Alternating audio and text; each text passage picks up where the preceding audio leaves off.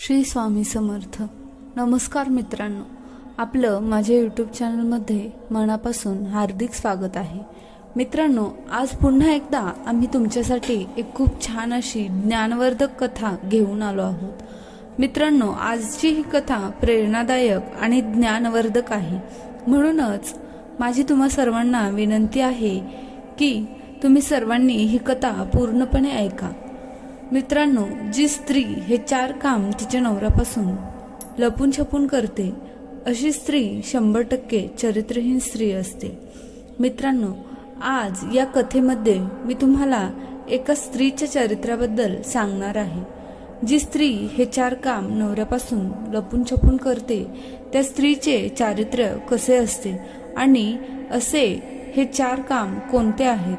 प्रिय दर्शकांनो, हे 4 काम आज मी तुम्हाला एका कथेमार्फत सांगणार आहे.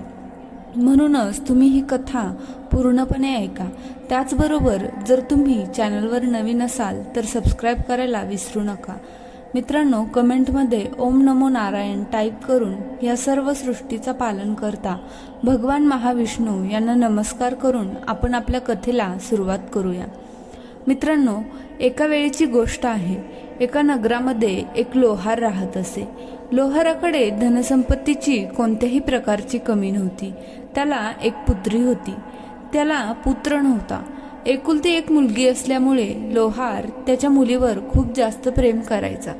परंतु मित्रांनो, असं म्हणतात ना की अति लाड दिल्याने, अति प्रेम दिल्याने मुलं बिघडतात. त्याचप्रमाणे लोहार त्याच्या मुलीवर खूप प्रेम करायचा. त्याचं आयुष्य आनंदाने चाललेलं होतं. लोहाराची बायको मेली होती.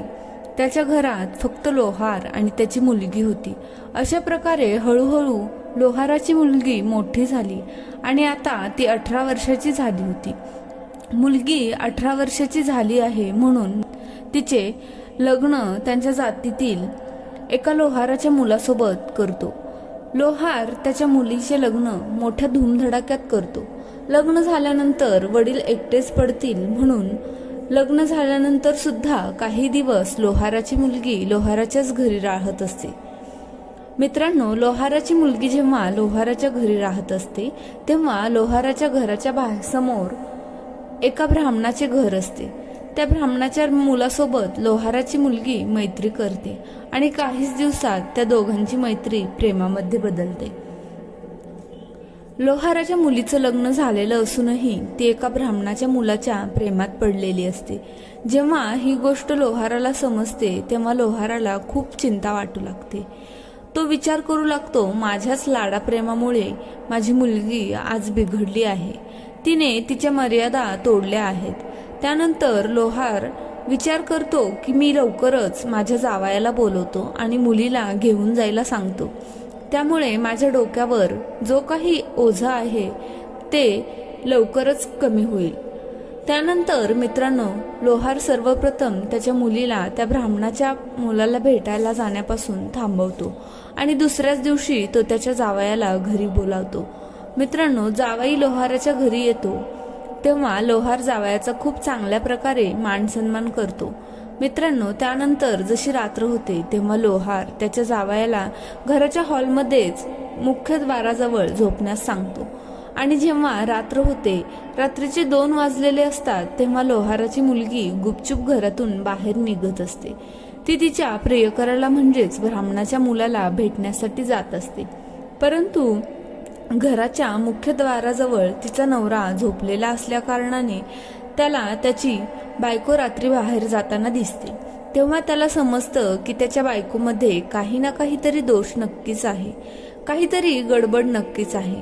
नाहीतर एक विवाहित स्त्री मध्यरात्री गुपचूप घराबाहेर कशासाठी जाईल.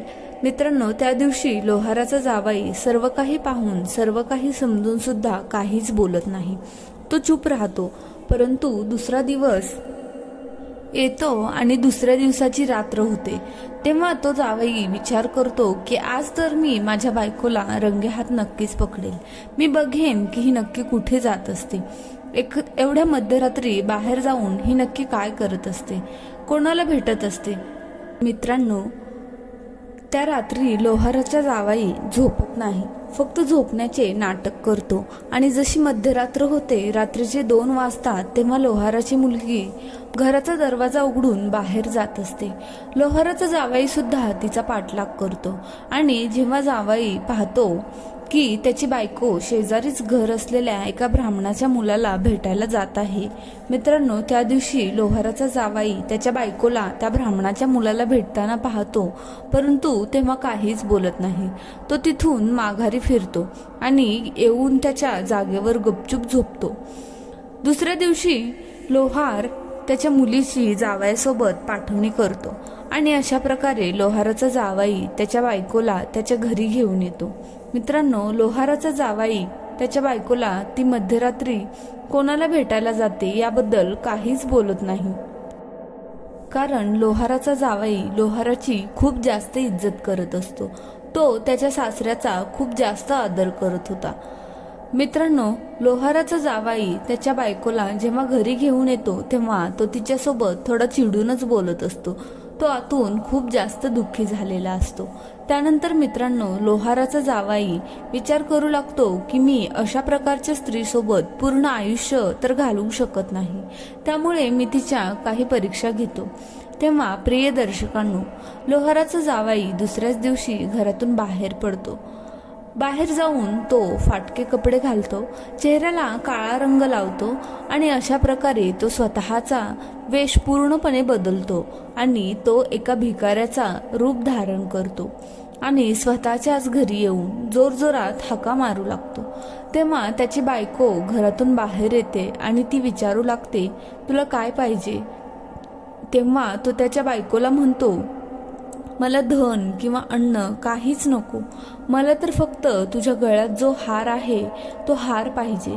मित्रांनो, लोहाराच्या जावयाची बायको त्याला ओळखत नाही की हा भिकारी नसून तिचा नवराच आहे आणि ती तिच्या गळ्यातील हार काढून त्या भिकाऱ्याला देते आणि त्यानंतर तो भिकारी म्हणजे तिचाच पती तो हार घेऊन आनंदाने तिथून निघून जातो. काही दूर गेल्यानंतर तो त्याचा पुन्हा वेश बदलतो आणि चांगले कपडे घालून त्याच्या घरी परत येतो आणि जेव्हा रात्र होते तेव्हा तो त्याच्या बायकोजवळ बसतो. तेव्हा त्याच्या बायकोला विचारतो, तुझ्या गळ्यात जो हार होता तो हार कुठे आहे? त्यानंतर प्रिय दर्शकांनो, तुम्हा सर्वांना माहीतच असेल की स्त्रियांचं जे चरित्र आहे तो कोणालाही समजलेला नाही आणि तो कोणी समजूही शकत नाही. तर मित्रांनो, लोहाराची मुलगी तिच्या नवऱ्याला खोटं सांगते की तुम्हाला माहीत नाही का, काल मी काम करत असताना माझ्याकडून हार पडला आहे. त्यानंतर तिचा नवरा मनातल्या मनात विचार करू लागतो की ही माझी ही बायको चरित्रहीन आहेच आणि त्याचबरोबर ही खोटारडी सुद्धा आहे. त्यानंतर मित्रांनो, लोहाराचा जावाई त्याच्या खिशातून तो हार बाहेर काढतो आणि म्हणतो, हे बघ, हा हार तुझाच तर नाही का? त्यानंतर लोहाराच्या मुलीला तिच्या नवऱ्याच्या हातात हा हार पाहून आश्चर्याचा मोठा धक्काच बसतो. ती तिची नजर खाली करते आणि तिच्या चेहऱ्यावरचा रंग पूर्णपणे उतरून गेलेला असतो. ती म्हणते, तुमच्याकडे हा हार कसा आला? त्यानंतर लोहाराचा जावाई त्याच्या बायकोला सर्व हकीकत सांगतो आणि म्हणतो, मला तुझ्याबद्दल सर्व काही माहीत आहे. जेव्हा मी तुला घेण्यासाठी तुझ्या घरी आलो होतो तेव्हा तू एका परपुरुषाला भेटण्यासाठी मध्यरात्री गुपचूप जायचीस, हे मला चांगलंच माहिती आहे, परंतु मी काहीच म्हणलो नाही. दर्शकांनो, त्यानंतर लोहाराचा जावाई पुढे म्हणतो, आज मी जेव्हा भिकाऱ्याचं वेश धारण करून घरी आलो आणि तुझ्याकडून तुझा हार मागितला तेव्हा तू तो हार मला दिलास, परंतु त्यानंतर तू माझ्याशी खोटे का बोललीस? तर मित्रांनो, या दोन्ही गोष्टींचं लोहाराची मुलगी काहीच उत्तर देत नाही, परंतु लोहाराचा जावाई त्याच्या बायकोच्या या दोन्ही चुका माफ करतो. तो तिला सांगतो की पुढच्या वेळेपासून अशा चुका करू नकोस. मित्रांनो, त्यानंतर असेच दिवस पुढे सरकत होते आणि त्या लोहाराच्या मुलीला त्या ब्राह्मणाच्या मुलाची आठवण येऊ लागली आणि त्या ब्राह्मणाच्या मुलाला सुद्धा लोहाराच्या मुलीची आठवण येऊ लागली. त्यामुळे त्या ब्राह्मणाचा मुलगा लोहाराच्या मुलीच्या सासरच्या घराजवळ पोहोचतो. तो एका साधूचा वेश धारण करतो आणि जाऊन विहिरीजवळ बसतो. तो विचार करतो की जेव्हा माझी प्रेमिका म्हणजेच लोहाराची मुलगी या विहिरीजवळ येईल तेव्हा मला पाहून ती मला नक्कीच ओळखेल. मित्रांनो, त्यानंतर तो ब्राह्मणाचा मुलगा त्या विहिरीजवळ बसून राहतो आणि जशी त्या लोहाराची मुलगी त्या विहिरीजवळ पाणी भरण्यासाठी येते तेव्हा ती त्या ब्राह्मणाच्या मुलाला ओळखते. त्याला पाहून ती खूपच खुश होते आणि त्याच्यासोबत गप्पा मारू लागते. त्यानंतर लोहाराची मुलगी ब्राह्मणाच्या मुलाला म्हणते, तू मला भेटण्यासाठी इथपर्यंत आला आहेस, परंतु मी तुला घरी घेऊन जाऊ शकत नाही. यासाठी मला काहीतरी नाटक करावे लागेल. प्रिय दर्शकांनो, इतकं म्हणून लोहाराची मुलगी तिच्या घरी निघून जाते. घरी गेल्यानंतर ती तिच्या पायांना पकडून जोरजोरात रडू लागते, जोरजोरात ओरडू लागते, खूपच गोंधळ करते आणि ती म्हणते की माहीत नाही माझ्या पायाला अचानक काय झाले आहे. त्यानंतर तिचा नवरा म्हणजेच लोहाराचा जावाई नगरातील मोठ्या मोठ्या वैद्यांना त्याच्या बायकोचा उपचार करण्यासाठी बोलवतो.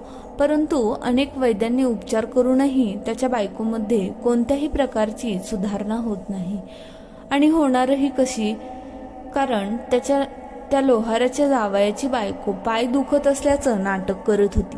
त्यानंतर मित्रांनो, लोहाराची मुलगी स्वतःच तिच्या नवऱ्याला सांगते, या नगरामध्ये एक मोठा महात्मा साधू आला आहे आणि हाच तो महात्मा आहे जो माझं हे दुखणं बरं करू शकतो.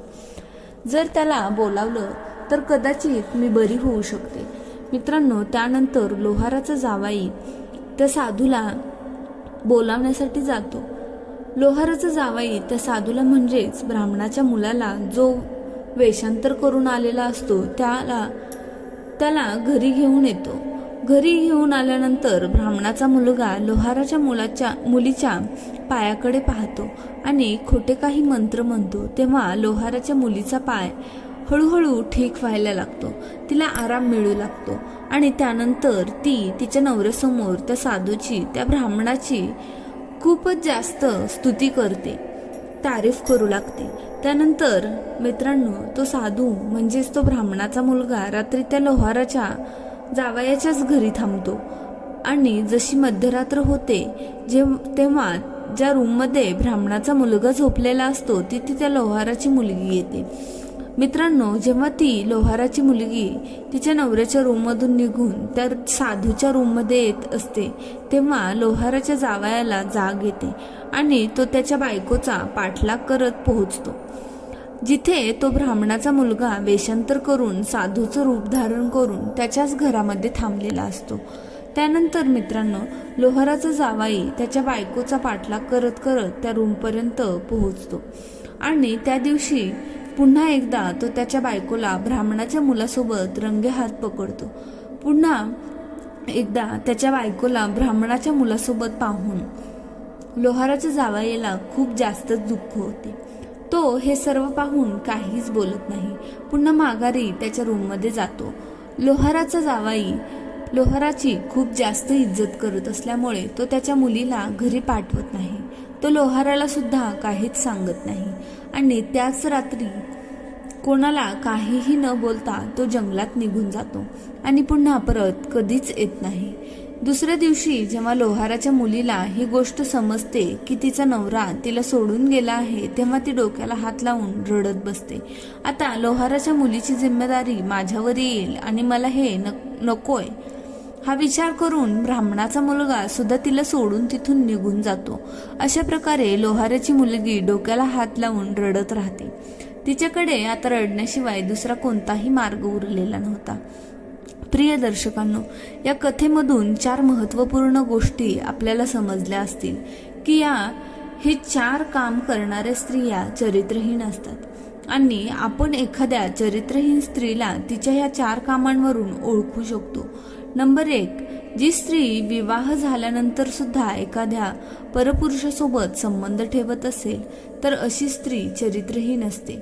कारण अशा स्त्रिया तिच्या पतीचा मृत्यू देखील अगदी सहज पचवू शकतात आणि अशी स्त्री तिच्या नवऱ्याचं कोणत्याही प्रकारचा आदर सन्मान ठेवत नाही आणि त्यामुळेच अशी स्त्री चरित्रहीन स्त्री असते. नंबर 2, मित्रांनो, जी स्त्री तिच्या नवऱ्यासोबत खोटं बोलते, जी स्त्री नवऱ्याला फसवत असते, अशी स्त्री सुद्धा चारित्र्यहीन स्त्री म्हणून ओळखली जाते. कारण ज्या स्त्रिया तिच्या नवऱ्यासोबत वेळोवेळी खोटं बोलत असतात त्यामुळे अशी स्त्री नवऱ्याची शेवटपर्यंत साथ कधीच देत नाही. नंबर 3, जी स्त्री स्वतःच्या नवऱ्यासमोरच एखाद्या परपुरुषाची तारीफ करत असते, अशी स्त्री चरित्रहीन स्त्री असते.